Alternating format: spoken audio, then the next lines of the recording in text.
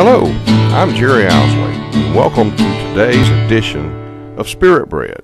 Today I'd like to talk to you about Handyman. Leaky faucets are no fun. They start out as a slow, annoying drip. The problem with the drip is it tends to get more frequent and more annoying with the passing of time. There's only one of two recourses, since most leaky faucets tend to not fix themselves. One can either fix it or pay somebody else to fix it. We had such a leak in our bathtub recently. I had tried to ignore the drip for more than a year. It wasn't too bad, and it hadn't really affected the water bill. So I chose to think that maybe it would eventually seal itself off, or perhaps we could just try shutting the valve a little more tightly. Shutting it off more tightly did work for a while. Remember my statement before, they don't fix themselves. The day finally arrived when there was no recourse. The leak had grown worse with time until now it was a steady drip. I knew I had to do something about it, especially when Debbie had decided to capture and use some of that wasted water. She put a bucket under the leak and it managed to fill up in about a day and a half. That was a lot of water. I had fixed faucets before, so the handyman in me said this will be about a half an hour's work.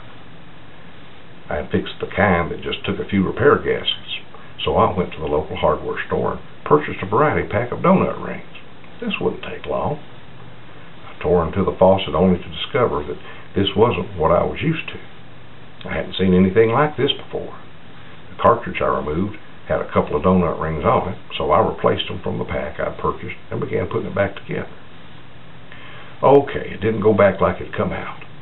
An hour later, after I'd tried tightening some of the connections on the cartridge and got it all back together, I thought it was time to give it a try.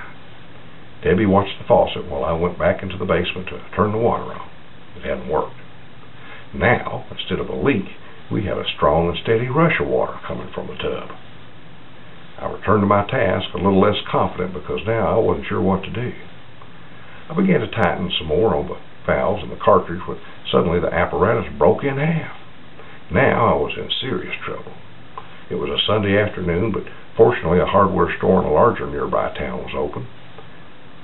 I'd simply have to purchase an entirely new cartridge, but they didn't have one.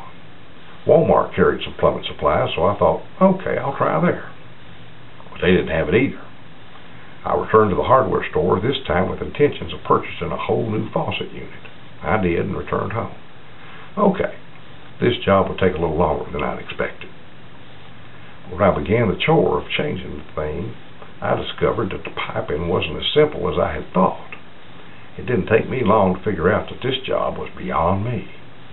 Debbie mentioned a place in an even larger town about 20 miles away, so I resolved to return the new faucet I just purchased and make another trip. But Seymour didn't have what I needed either. Now, there was no choice except to return home, catch as much water as we needed to get through the night, and get ready for work the next day, and hope that a few phone calls would turn up the part I needed. To shorten this story, fortunately I found the cartridge I needed, and once I got home with it, the job took the original half hour I had thought that it would.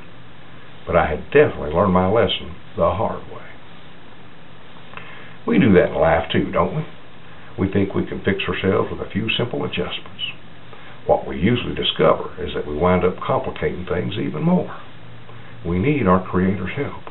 We can't do it ourselves. Thank God He's there, and He will help us when we need it. That's why the psalmist wrote, "Our soul waits for the Lord. He is our help and shield." That's Psalm 33:20. Life is more complicated than a drippy faucet.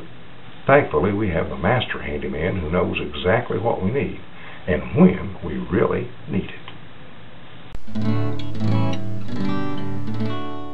Well, that's all for now. Thanks for joining us. We invite you to find out more by visiting our website at www.spiritbread.com. You're also welcome to email us at JOUSLEY@spiritbread.com. Take God with you wherever you go and in whatever you do, and have a wonderful day. Join us next time for another edition of Spirit Bread.